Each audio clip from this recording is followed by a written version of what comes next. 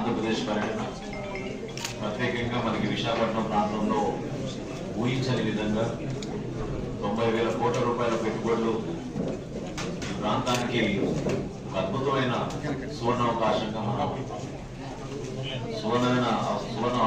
మనం భావించుకుంటున్నాం.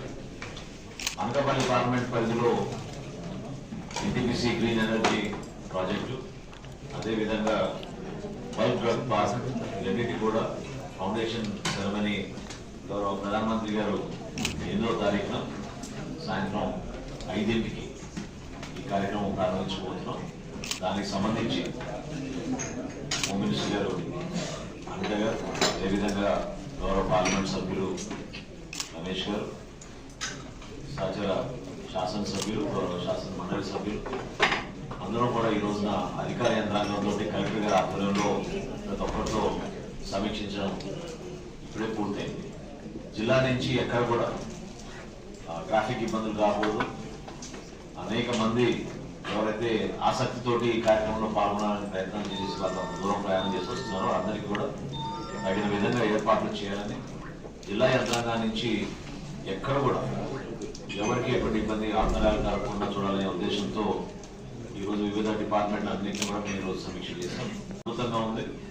ఎక్కడ చూసినా కూడా ఈ విధమైన పెట్టుబడులు రావడం, తద్వారా మనకి ఉపాధి అవకాశాలు కలిగించడం, భవిష్యత్తులో కూడా ఇది డైరెక్ట్ ఇన్వెస్ట్మెంట్స్, ఇండైరెక్ట్ ఇన్వెస్ట్మెంట్స్ చాలా ఎక్కువగా వస్తాయి.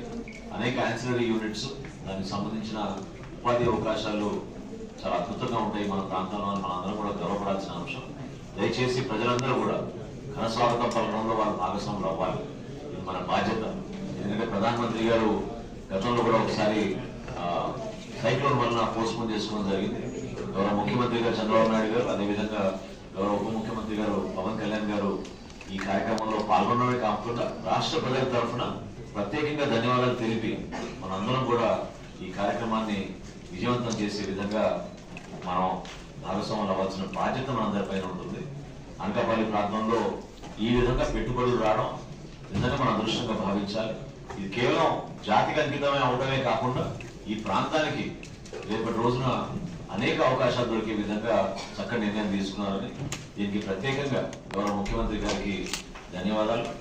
రాబోయే రోజుల్లో ఈ ప్రాంత అభివృద్ధి కోసం మనందరం కూడా కూటమిలో భాగంగా తెలుగుదేశం పార్టీ, భారతీయ జనతా పార్టీ, అదేవిధంగా జనసేన పార్టీ ఎప్పుడు కూడా రాష్ట్ర ప్రజలకి మేలు జరిగే విధంగా, ఈ ప్రాంతానికి ఎప్పుడు కూడా ఈ విధంగానే అద్భుతమైన అవకాశాలు వచ్చే విధంగా కలిసి పనిచేద్దామని చెప్పి ఈ సందర్భంగా మేము అందరం కూడా మాట్లాడుకుని ఒకే మాట పైన ముందుకెళ్తాం.